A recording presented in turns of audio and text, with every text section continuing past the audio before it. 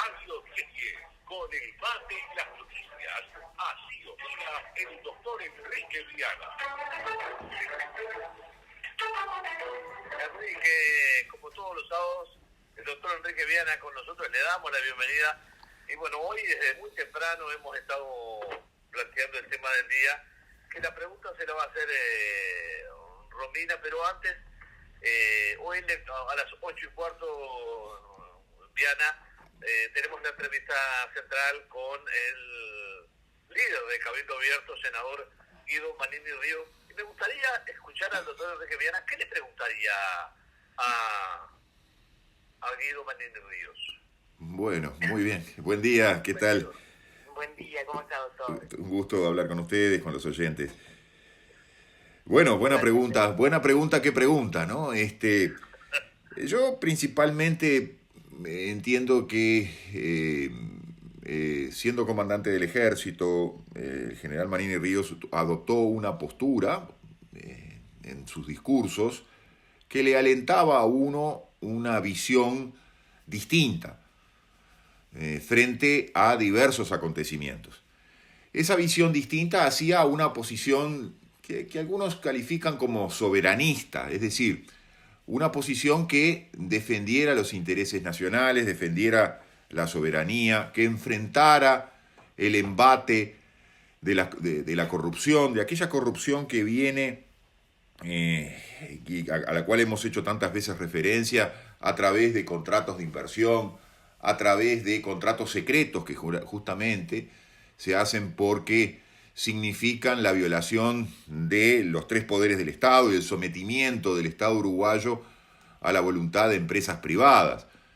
Ejemplos, tenemos unos cuantos, ¿no? Aratirí, Monsanto, Montes del Plata,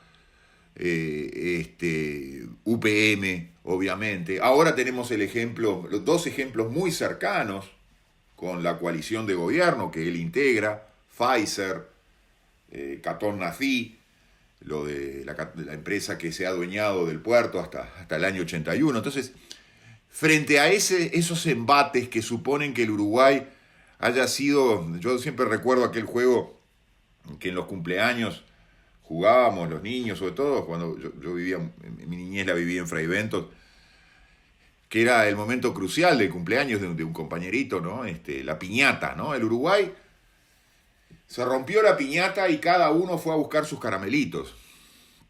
¿Qué quiero decir con esto? Que el Uruguay por un ratito, en el Uruguay manda UPM, por otro ratito, en otro sector del territorio manda Montes del Plata, en otro manda Monsanto, en otros aspectos manda Pfizer, en otros aspectos manda Catón Nací. Entonces, ese no es el Uruguay que yo pensé que el comandante Guido Manini Ríos iba a defender, que el senador Manini Ríos iba a defender. Sin embargo, está defendiendo ese Uruguay donde los uruguayos no mandan, sino que los que mandan son los de afuera. Y no mandan aquellos que han sido electos por el pueblo para gobernar. Aquella frase de Lincoln, ¿no?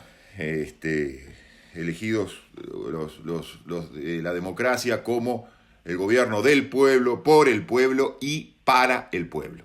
Eso yo no lo veo funcionar en el Uruguay de hoy y me llama la atención que el senador Manini Ríos integre una coalición donde esas cosas no funcionan. Esa es mi pregunta. ¿Por qué el cambio de postura, de aquella postura de defensa de las instituciones a una postura de entrega de las instituciones a empresas extranjeras privadas? Enrique Viana, hoy sí. El tema del día, acá le doy pie a mi compañera Romina Ledesma. Doctor, hoy yo estoy emocionada de escuchar la respuesta, le diría la verdad. Sobre el tema de hoy, que seguramente ya lo sabe, ¿existe ética en la política o en qué gobierno se perdió, doctor? Sí, lamentablemente siempre hacemos una distinción, que es política con letras mayúsculas. Esto que estamos hablando, esto que ustedes están haciendo en el programa, la entrevista que van a hacer a continuación, eso es política con letras mayúsculas. Y ustedes, como quien habla, no pertenecemos a un partido político. Es decir, no es política con letra minúscula, política partidaria. Ambas, política con letra mayúscula, esa política que supone de estar hablando constantemente de cuál es nuestro destino, a dónde nos llevan. Ahora esa frase que se ha hecho muy popular, la ha hecho muy popular Gandini, diciendo que nos están llevando, no sabemos a dónde nos están llevando, él no nos dice a dónde nos están llevando, ni nos dice quiénes nos están llevando. Podemos suponerlo, pero no nos dice, ¿no? Cuando el Partido Nacional traba relaciones con la dictadura china, el Partido Nacional tiene relaciones carnales con el Partido Comunista Chino, uno dice, bueno, ¿nos están llevando a China? ¿Desde cuándo el Partido Nacional eso lo tolera? ¿Desde cuándo podemos tolerar, y vuelvo a preguntarle al general Manini Ríos, ¿desde cuándo podemos tolerar, general, senador, respetuosamente se lo digo, que la coalición, uno de los integrantes de la coalición tenga relaciones carnales con el Partido Chino Comunista? Bueno, volviendo un poco a la pregunta, que está muy vinculada a todos estos temas, ¿no? Uno parte de la base de que lo que hacemos todos los que hablamos de política es con honestidad. Pero cuando entran a tallar los partidos políticos, ahí la cosa empieza a temblar. No debería ser así, pero la cosa empieza a cambiar. Entonces, ¿qué es lo que sucede allí? Bueno, sucede que todo el esquema de la formación de los partidos políticos, del mantenimiento de los partidos políticos en el poder, hoy está indisolublemente vinculado a la existencia de dinero. No se puede hacer política sin dinero. Mire, yo hice una pequeña experiencia en las últimas elecciones, más que nada para saber, y era una de las cosas que yo le decía a la gente que nos seguía, queremos hacer política en forma diferente a la que lo hacen los partidos tradicionales.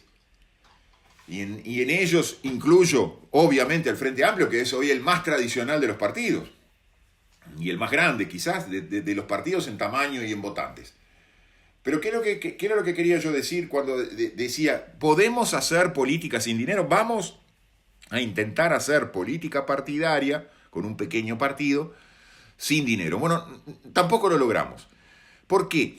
Porque, por un lado, el esquema objetivo establecido, incluso en alguna norma constitucional y luego en las leyes, en la ley electoral, obligan a que para hacer política haya que tener una cuenta de dinero muy importante. Y cuando entra a tallar el dinero, yo siempre pongo el ejemplo de lo que para mí ha significado el fútbol. Yo practiqué, no soy muy lejos de ser un buen jugador de fútbol, pero practiqué el fútbol en forma amateur durante toda mi vida, por amor al deporte. Pero también tuve alguna pequeña experiencia en la directiva de algún club semiprofesional en el interior del país. Y me desilusioné rápidamente. ¿Por qué? Porque entró aún en el semiprofesionalismo, ni les digo en el profesionalismo, entró a tallar el dinero. Y cuando entra a tallar el dinero en una actividad noble como el deporte, pasa lo mismo que pasa con la política.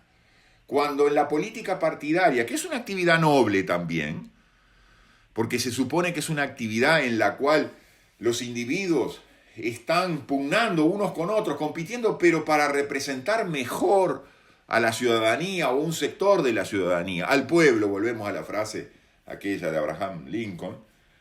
Pero cuando entra el dinero ya no representan a la ciudadanía, ni a una parte de la ciudadanía, ni a lo que ellos creen que son los intereses de una ciudadanía. No, la política partidaria, los políticos, empiezan a representar el dinero y no a la gente. Y cuando representan al dinero y no a la gente, bueno, allí tenemos consumada la semilla, el germen de la corrupción. Si yo llego al poder porque la gente me puso en el poder, pero luego respondo a quienes tienen plata, va a ser muy difícil que coincidan los intereses. Todo lo contrario. Los intereses públicos que hacen ya no a una democracia, sino a cumplir con las reglas de una república. Por ejemplo, que no podría haber habido industria de la celulosa que se instalara en el país sin una licitación pública. que no se podrían haber comprado vacunas sin una licitación pública, que no podría habérsele dado todos los beneficios que se le dio en un contrato secreto directo a Catón Nazí sin una licitación pública. ¿Qué es la licitación pública? La licitación pública, puede ser nacional o internacional, es el mecanismo que en todos los manuales anticorrupción se establece para decir, es la manera que se tiene de evitar que en las contrataciones directas haya coimas, que en las contrataciones directas haya favorecimientos a quien puso la campaña de un partido político y entonces el gobierno lo favorece entregándole un contrato hasta el año 90 o hasta el año 81, creo que es en el caso de Catón Nazí. Es la manera de evitar la sospecha de la coima. Ese, entre otros tantísimos elementos que hacen al derecho público, cuando el dinero entra a jugar en la política y los políticos no representan a la ciudadanía que los votó, sino, y ni siquiera representan al resto de la ciudadanía, y empiezan a representar a los que tienen el dinero, a los corruptores, a las grandes empresas, allí se destruye también la república. Democracia y república quedan destruidas. Y pasamos, el Estado, ¿qué pasa a ser? Bueno, es ese fenómeno que alguna vez describimos del Estado contratado. El Estado contratado es un Estado que está al servicio de estas empresas, responde al servicio de estas empresas, favorece a estas empresas, viola el principio de igualdad porque favorece a unas y perjudica a otras. Esa es la situación de hoy de los problemas éticos y morales de la política. Es una situación clave para decidir si los estados van a sobrevivir como estados soberanos, independientes, democráticos, republicanos, o van a ser un mero engranaje, una pequeña parte de esa polea de transmisión de los amos del mundo, de las grandes oligarquías, de Davos, con Xi Jinping y China comunista. ¿Quién eligió a los ricos de Davos, a la oligarquía de Davos? ¿Alguien los eligió democráticamente? ¿Alguien eligió a este señor Xi Jinping para que sea el dueño del mundo? No, nadie. ¿Qué derechos y qué garantías hoy se respetan o tienen en consideración estos mega ricos y el premier chino comunista? ¿Qué derechos y garantías de los ciudadanos tienen en consideración? ¿Qué libertades de los ciudadanos? Todo lo contrario. Están yendo, como lo hemos dicho más de una vez, contra esas libertades y contra esas garantías para hacerlas desaparecer y convertirnos en obedientes, esclavos, quizás con algún mendrugo de pan que nos tirarán de vez en cuando. Doctor Enrique Viana, gracias por sus palabras. Como siempre, bueno, nos encontramos el próximo sábado. El próximo sábado estamos a la orden, como siempre. Hasta el próximo sábado. Saludos, Romina, saludos, Freddy. Chau, chau. Chao.